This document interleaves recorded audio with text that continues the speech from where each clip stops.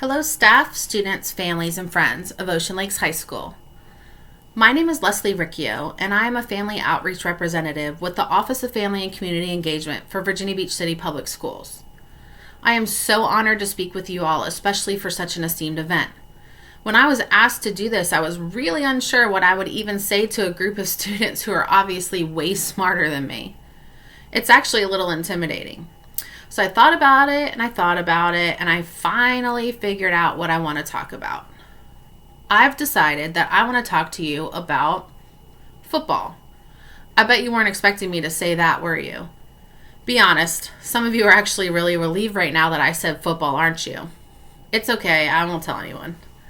Anyway, I want to tell you a story about a football player from Ocean Lakes, but before I do, I need to address something else. I have worked for Virginia Beach City Public Schools for 16 years. The first 15 of them, I was a school counselor within the walls of Ocean Lakes High School. So when you hear me say we and us when talking about the school, just know, once a dolphin, always a dolphin. Plus, old habits die hard, and I just can't seem to keep myself from saying it. So anyway, here we go. Everyone knows that Ocean Lakes has been a powerhouse for football for many, many years. From here, a lot of players go on to play football at the college level. In fact, at one point, Ocean Lakes had the most student athletes playing football in college out of every high school in the state of Virginia. That's a pretty impressive stat. After finishing their college careers, we've even had a handful of players drafted into the National Football League. One of them, at the age of 24, has already played in 2 Super Bowl games, one of which he even won. But right now, I want to talk to you about a 14-year-old kid who walked into my office his freshman year. He was new to the school and so was I. We were both starting our careers at Ocean Lakes that year, just in different ways. He came to me because he had some concerns about one of his classes. We talked through it and I gave him some ideas to help, and then he left. No big deal. Well, the next day he came back. I wasn't expecting that.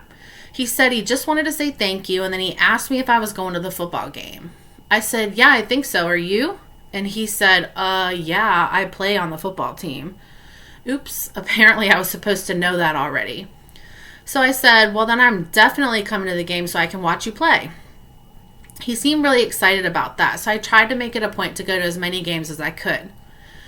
Gradually, this student started coming to me for a lot of things. I started to learn about him. So you might be thinking, okay, what's the big deal? It's the job of a school counselor to talk to students, right? Yes, that's true. But students like this one are not always the ones who want to talk. This kid, on any other day, may have left the class he was struggling with, walked out the doors to the student parking lot, and never returned to school. He came from a really difficult life situation. He was the oldest of 6 kids. His mom worked in a fast food restaurant to support them the best she could. Bless her heart, because she worked hard for her kids and they knew it. His biological father was incarcerated, much like a lot of his extended family.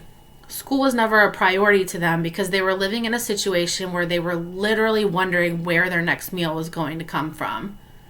Kind of makes school seem a little bit unimportant when you don't know how you're going to eat. So no one would have been surprised at all if he left school that day and never came back. But you know what? He didn't. So as I got to know him more and more, I realized that this kid needed me. He needed a support system, so that's exactly what I gave him. I helped him organize his schoolwork. I helped him calm down when his temper flared and he was on the brink of making terrible decisions that could impact his future. I worked with his coaches to help him see that without good grades, there would be no football, and to him, no football meant no purpose. So after a ton, and I do mean a ton, of blood, sweat, and tears, he finished high school and received a full scholarship to play football at a Division I college. He was even awarded the Dolphin Medallion at the end of his senior year. As you may or may not know, this is a really big deal to Ocean Lake students. There have only been 378 Dolphin Medallions awarded out of the 5,558 students who have graduated from OL since 1995. So let's fast forward to the spring of his sophomore year in college. He was doing pretty well at that point. He had worked out a lot of the kinks involved in managing his time as a student athlete, so his grades were really good.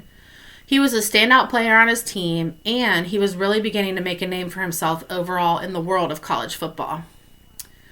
Throughout all of this, we stayed in touch. We actually talked a lot. I felt like I was still his counselor in a lot of ways. I just did it remotely. I guess that was foreshadowing the possibilities of being a counselor during a global pandemic. I never would have thought that. Anyway, one morning I woke up to a text message from him that said something I would have never expected. He told me that his mom died.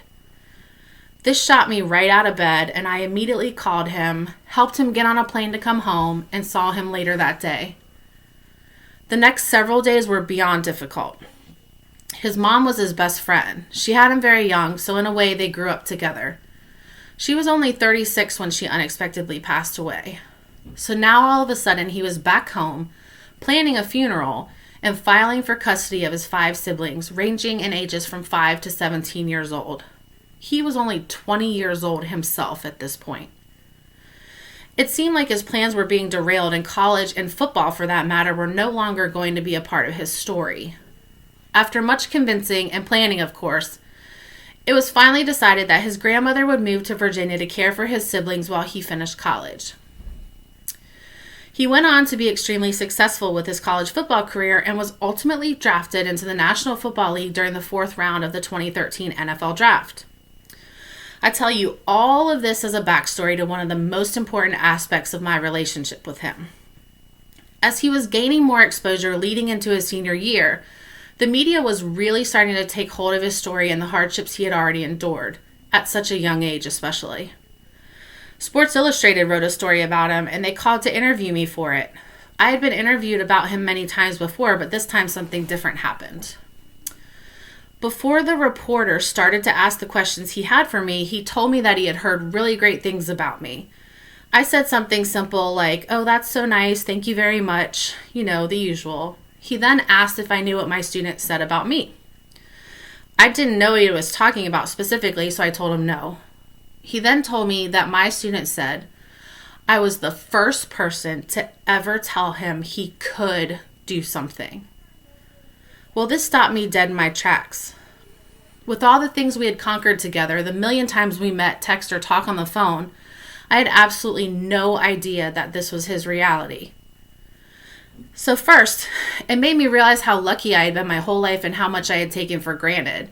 My parents told me constantly that they believed in me and that I could do whatever I put my mind to. Even when I was nervous about giving this keynote address, my parents jumped right up and said something along the lines of, "Honey, you can do it and it will be great." I'm sure you guys have heard this many times yourselves. I absolutely cannot imagine never hearing that until being in high school. I have 4 and 6-year-old boys, and I feel like I am constantly telling them that they can do things that they don't realize they can do. So after the reporter told me what my students said, I realized for the first time that every single day we have the opportunity to make a difference in someone's life. So if I have some advice to give you, it would be this, and it would be simple. Be kind, always.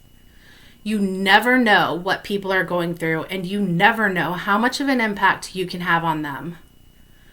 I challenge you to find ways to work kindness into the 4 pillars of the prestigious National Honor Society in which you are being inducted. These pillars are scholarship, leadership, service, and character.